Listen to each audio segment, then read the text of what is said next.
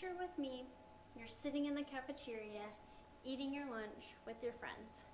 And then you notice the person that you've been crushing on all year long comes and sits next to you. You're all excited, you're all Twitter-pated, and you really want to show this person that you like them. But the only problem is that the conversation you two are having, you have zero interest in. But you really want to show that person that you like them. So you go ahead and show with your body by having your body face towards that person. You're indicating and showing with a few head nods that you're following along with what that person is saying. Even a comment here and there. And yep, just show with your head and even with your limbs to show that you're kind of following along. This all is called body language. And we were just, it just comes natural to us. We weren't like born with it or anything. No one has taught us specifically about it. Yeah, we just have noticed it as we've grown up. This has always been an interest of mine. And I don't want to burst my own bubble, but I have been pretty good at reading people. And so I've just able to research it on my own and kind of pull a few things that I've taken from it. So what I've pulled is that there are 4 body languages. There are more. Sorry about the 4 body language cues.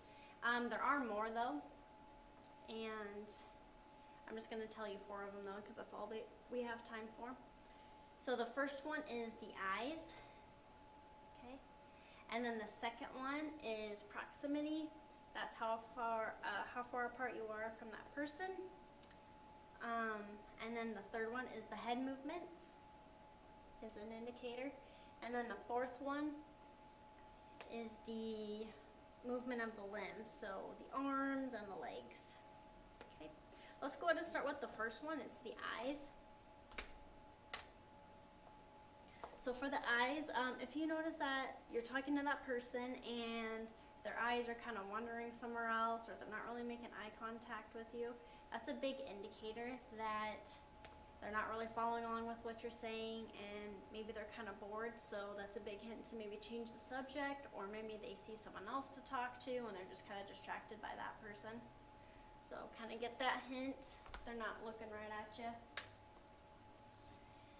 And then the next one is if you notice that the person's eyes are looking down, that's an indicator that they may be shy. A sign of submissivism, and maybe they just want you to take the lead on the conversation. That could be it. The next one is if the person is blinking rapidly, that's a big indicator that they may be stressed out at the time. So I'll give you an example, guys. Let's say that you are about ready to turn in your spelling packet, but you cannot find it. You're kind of freaking out a little bit, and you're looking for it.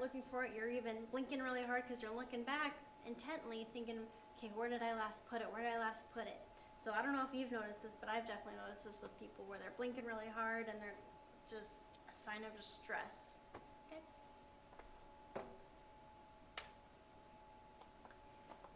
Okay, we've got proximity. That's the second thing.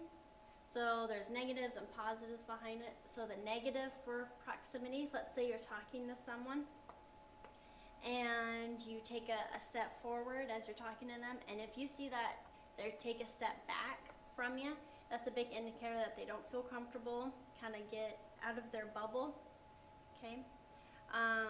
The positive though is if you do step towards that person and they don't move, or they step forward even closer to you, or even like light touches here and there, that's a big indicator that they like you, they feel comfortable with you. So that's a good one. So if you notice, like here, he feels comfortable with her, but she doesn't feel comfortable with him. As you can see, if she could, she would step back. And if you notice, these girls are friends, So you can tell by how close they are, they feel comfortable with one another. So that's a big indicator. All right, next is the head movements. So if the person, let's say you're talking to them and you notice that they've got a slight head tilt, that means to keep going. They're interested in what you're saying. They're engaged, so that's always a big good indicator, good positive indicator. And then the next one is if you notice that the person's head is kind of bouncing up and down pretty rapidly.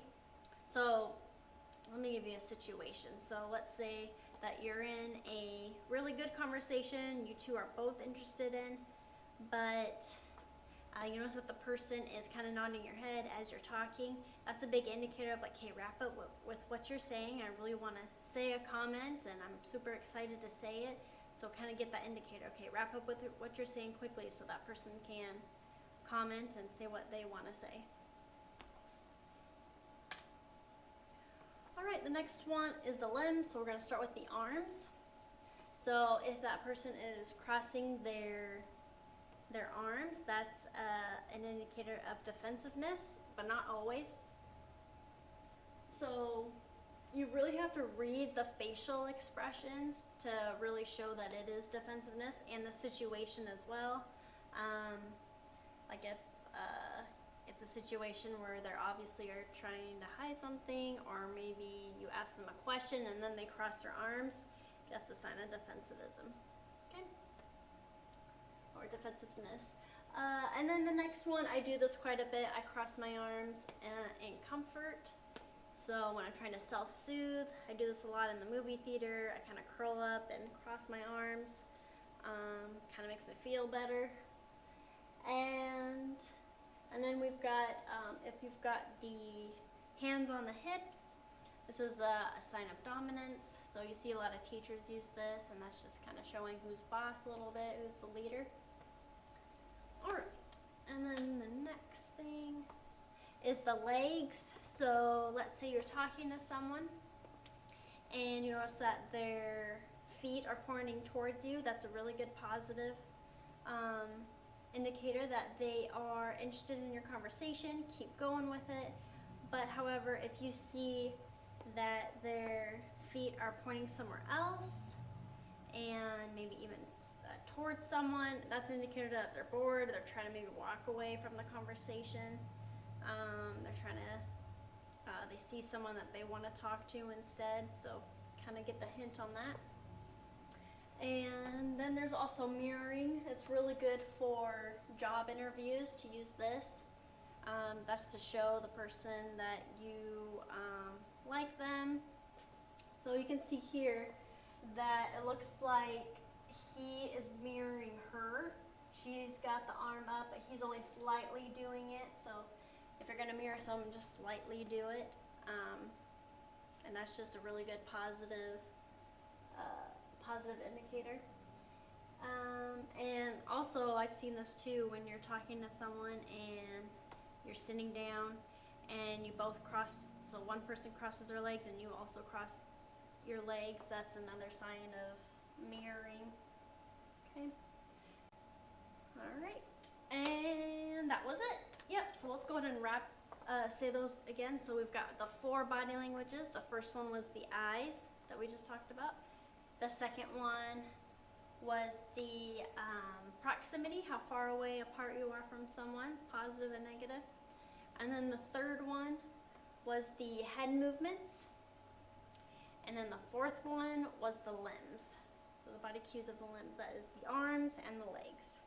So I really hope this has kind of given you more confidence maybe in job interviews and how you'd like to be portrayed. Also, I hope this kind of makes it easier in reading other people's cues and what signs they're trying to give out. Okay. All right, that is it.